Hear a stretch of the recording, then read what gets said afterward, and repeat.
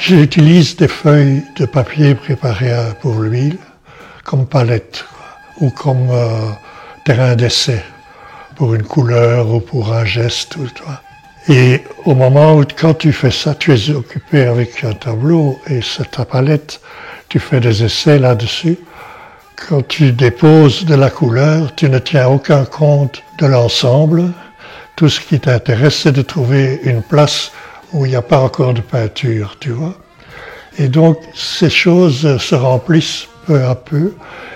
Et on a constaté qu'il y en a qui virent tableau et il y en a qui virent déchets, tu vois. Parfois, ils virent tableau grâce à une petite intervention, souvent minime. Et ça procure un sentiment étrange quand tu vois les résultats. Ça se rapproche de ce que je te montrais de Kierkegaard, où il constate qu'il y a une sorte d'unité après coup dans ce qu'il fait, alors que lui-même, il a le sentiment de ne mettre que du désordre. Et il dit que c'est une expérience qui pourrait être en fait humiliante, parce que tu as conscience que ce n'est pas vraiment toi qui as fait ça. Je veux dire, ces choses ne sont pas faites avec une idée esthétique ou quelconque, mais elles sont faites avec une idée pratique qui est de vérifier cette couleur ou ce geste ou cette façon de faire et tout ça. Et donc, je pensais à la phrase de Spinoza où il dit « On ne sait pas ce que peut le corps quand il agit selon sa nature propre. » Et ça me donnait ce sentiment-là. Parce que pour moi, c'est important quand même de toujours savoir et penser que la peinture est une activité physique, quoi. Tout ça passe par le corps, des gestes et tout ça, tu vois, des manipulations dans lesquelles l'œil est spectateur, quoi.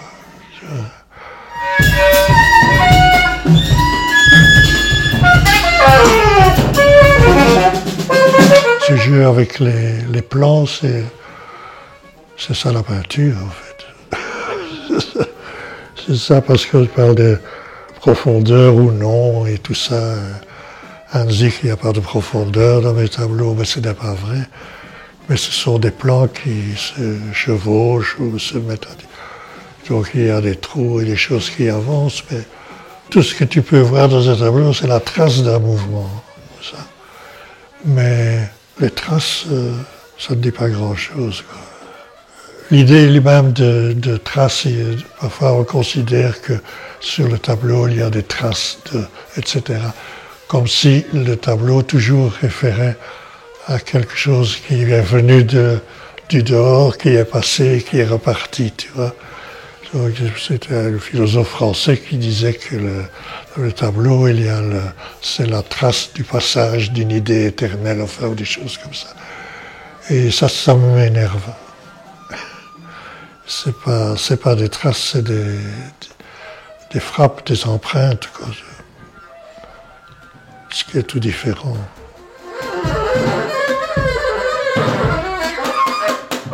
À la fin des années 70, au début des années 80, j'étais assez ignorant de l'actualité de l'art. En fait, pendant 10 ans, je ne m'étais plus occupé de ça. Mais moi, j'ai eu l'impression, dans les années 80, de reprendre le fil de la fin des années 60, tu vois. Il y avait beaucoup de littérature dans ce que je faisais. C'était très tissé de littérature et de textes et tout ça. Et petit à petit, j'ai laissé tomber. J'ai pensé que pour la peinture, l'image pouvait tenir lieu de tout ça. Et d'utiliser les mots comme des images. Enfin, mais ça, j'aime bien quand même les mots parce que c'est justement, on se situe sur le fil de quelque chose qui est entre deux domaines et qui tient des deux. Mais c'est un peu comme le lapin et le canard, tu vois. Si tu regardes l'un, tu perds l'autre. Avec les mots, c'est comme ça. Si tu les vois comme images, tu perds le sens. Si tu les vois comme ayant du sens, tu oublies que c'est des traces d'encre sur du papier. Tu vois. Et moi, j'aime bien tout ce qui se passe là, à la frontière, à la limite. Et c'est comme l'image et la peinture, tu vois. Si tu regardes la peinture, tu perds l'image. Si tu regardes l'image, tu es distrait de la peinture, etc. Donc c'était tout le temps un jeu de...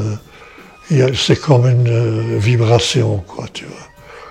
Ou un truc comme l'électricité entre deux... Parfois, ça se touche et en même temps, ça se repousse, quoi.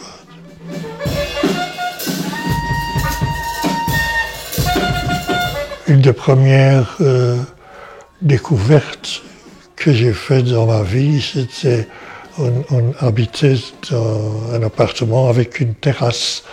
Et la terrasse, il y avait une rambarde en béton et c'était des tubes métalliques simples, comme ça, tu vois, tous les 12 cm à peu près.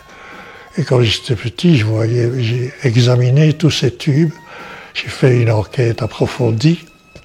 Et j'ai constaté qu'il n'y en avait aucun qui était exactement identique à l'autre, parce qu'ils ont été peints, Et cette idée qu'il n'existe pas dans le monde deux choses identiques, c'est une découverte que j'ai faite à ce moment-là, quoi. Et ça m'a jamais quitté.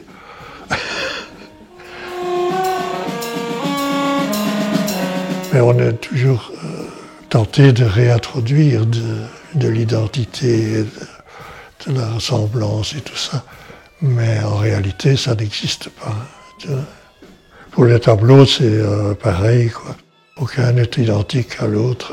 Mais c'est comme notre identité. Enfin, on est tellement nombreux dans une personne, quoi.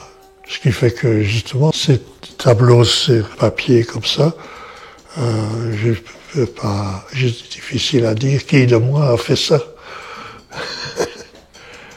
Et donc, oui, l'identité, ça... On en a des tonnes, hein.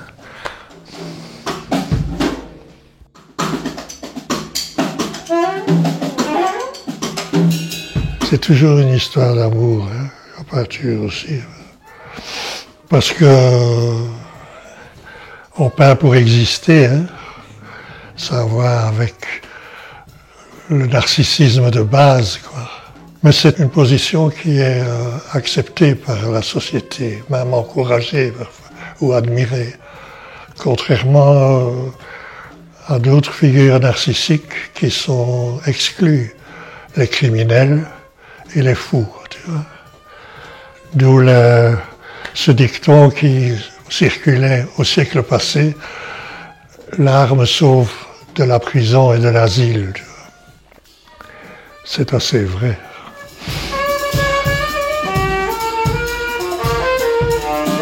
Mais je crois que dans l'art, il y a toujours une part clandestine, quoi. Secrète ou qui passe en dessous des radars de la culture. Oui. Mais l'art est utilisé de toutes les façons pour faire de l'argent, surtout mais aussi pour le plaisir, hein, pour la contemplation. Ce sont des choses importantes. Parfois on réfléchit beaucoup parce qu'il faut tout le temps prendre des décisions. Si tu travailles en sachant ce que tu veux, exactement ce que tu veux faire et tout ça, le problème de la décision se résume à des petits problèmes techniques, tu vois, c'est pas... Mais si tu ne sais pas ce que tu fais... C'est pour ça que je disais les faussaires ont un avantage parce qu'ils savent comment on fait, tu vois. Mais moi, je ne sais pas comment on fait. Ce qui fait que le résultat est toujours différent de ce que pourrait faire un faussaire, tu vois. Peut-être que tous mes tableaux sont des faux.